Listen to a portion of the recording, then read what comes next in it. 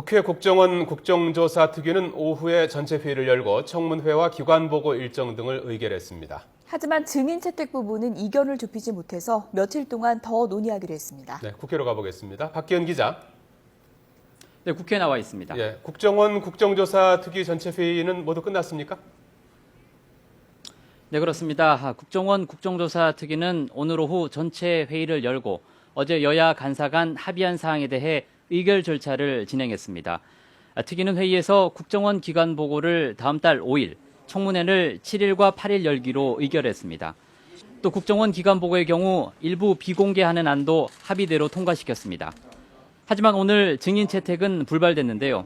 여야 간사 간 오전 동안 증인 채택에 대해 협의를 진행했지만 여야가 공통으로 요구한 18명 외에는 합의를 하지 못하면서 추후에 일괄적으로 처리하기로 했습니다. 민주당은 원세훈 전 국정원장과 김용판 전 서울경찰청장은 국정원 댓글 사건과 경찰 축소 수사 의혹의 핵심 당사자인 만큼 반드시 증인으로 출석시켜야 한다는 입장인데요. 이에 대해 새누리당은 김현 진선미 의원도 국정원 여직원 감금 의혹 사건의 핵심 당사자라면서 증인으로 요구하고 있어서 합의점을 찾지 못하고 있습니다. 거기다 새누리당 김무성 의원과 권영세 주중 대사의 경우 새누리당은 회의록 사건 유출 의혹 사건은 이번 국정조사와 관련이 없다는 입장이지만 민주당은 경찰의 허위 수사 발표와 관련이 있다면서 맞서고 있어 앞으로도 조율이 쉽지 않은 상황입니다. 네, 지난 주말 황우여 대표가 제안했던 여야 당대표 회동, 이르면 이번 주 초로 전망이 됐었는데요. 어떻게 진행되고 있습니까?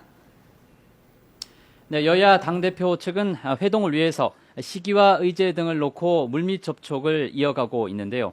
일단 의제는 국정원 개혁과 대화록 실종 문제, 그리고 NLL 수호 공동선언 등이 거론되고 있습니다. 민주당에서는 새누리당의 검찰 고발 등 현 전국 상황에 대한 황우여 대표의 유감을 표명을 먼저 요구하고 있고, 새누리당은 국정원 개혁 문제의 경우 국정조사가 진행 중인 데다 우선 자체 개혁안을 지켜봐야 한다는 입장이어서 아직 타협점을 찾지 못하고 있는 것으로 알려졌습니다.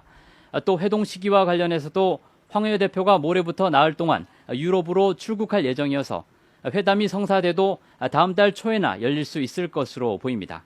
지금까지 국회에서 YTN 박기현입니다.